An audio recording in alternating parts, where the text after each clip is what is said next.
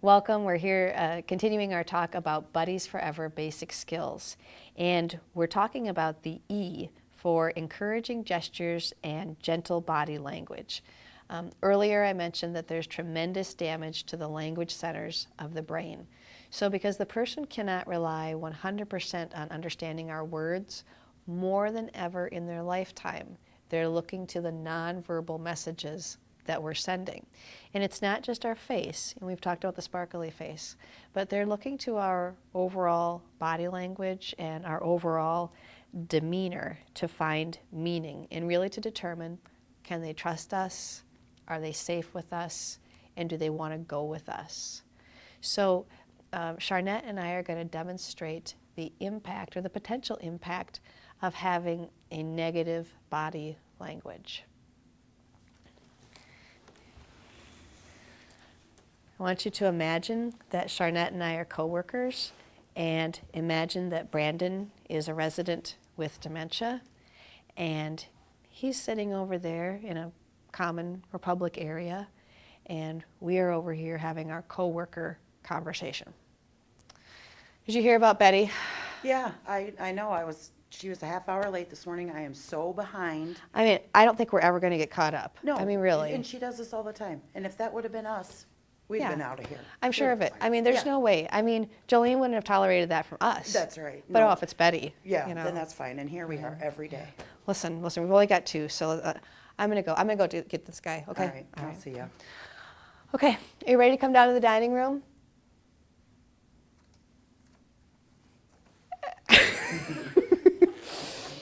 And the terror on his face says it all. So he was 10 feet away from us, and what did he see? What was the body language he saw? That you were angry, upset. Yep. They were angry, they were upset. He saw this, and he saw this, and he saw the eye rolls. And so many things could potentially be going on in his mind right now. It could be, you know, those two look like trouble, right? I'm not going to go with one of those two. Or what could be going on in his mind is, somebody's in trouble. I wonder if it's me. Am I in trouble? Did I do something wrong? Either of those messages aren't going to be good. So I could have come over here and done my sparkly face, my simple statement, and all of that, but would that have undone what he just saw? No, it wouldn't have undone the message that he just got. So that's what we mean about using gentle body language. Anytime that we are in a sight line or an area, anywhere that we can potentially be seen by somebody with dementia, we're on stage, for lack of a better word. We're communicating with him even when we're standing over here having a conversation with one another. It's also helpful to know how we can use gestures in communicating for the person with dementia. As the person's language centers become more and more and more damaged, it might become necessary for us to really rely less on words and much more just on very simple gestures. And Brandon and I are going to help demonstrate that for you. Give us one moment to reset. So sometimes folks rely too much on words and not enough on gestures. So Brandon and I are going to show you an everyday interaction and what it would look like if I'm using too many words. I want you to imagine that Brandon is headed into the dining room, and at this point he's a little bit bewildered or confused about which chair is his or which table that he should go to.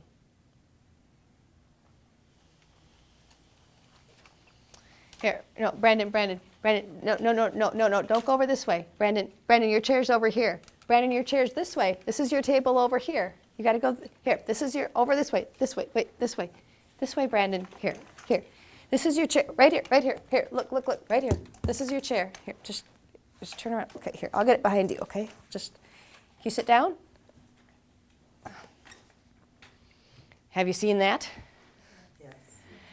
You know, when I was successful, I got him actually to sit down, But boy, that was an awful lot of stress for him and an awful lot of commotion in the dining room. So let's look at a different way that we could have done that.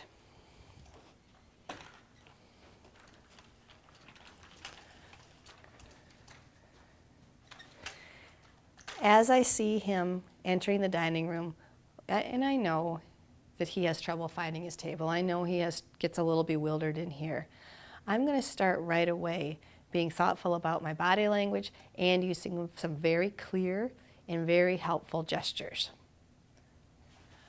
Brandon, it's you. Hi. Right this way, sir.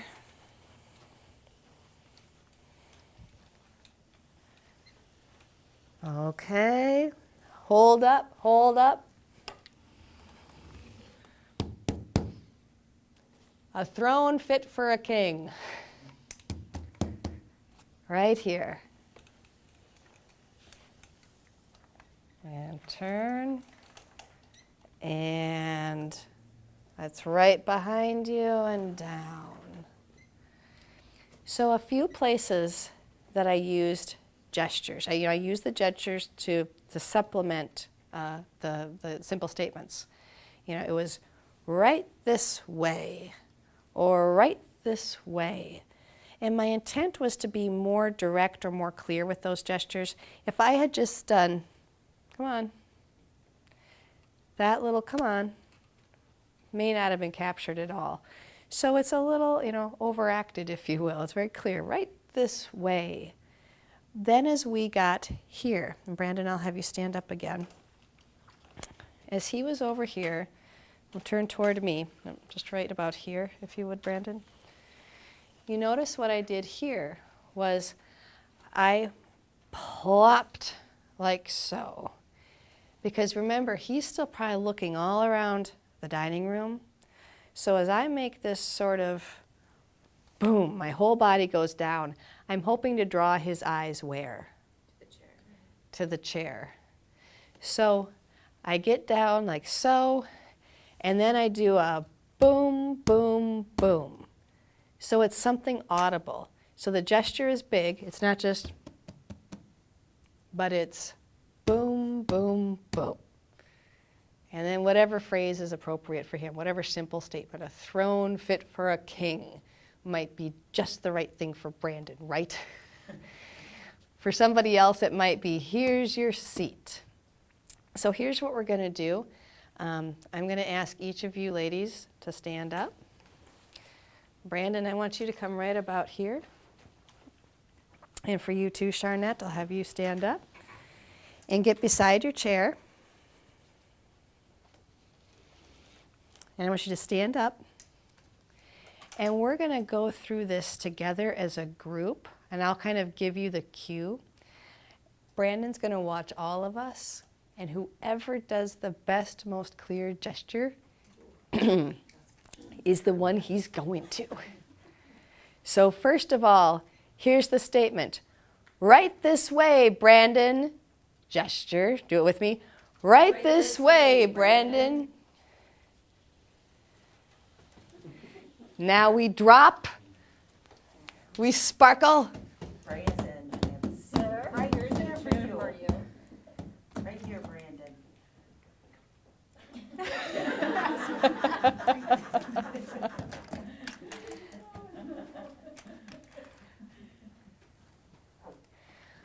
Well done. Give Jolene a round of applause.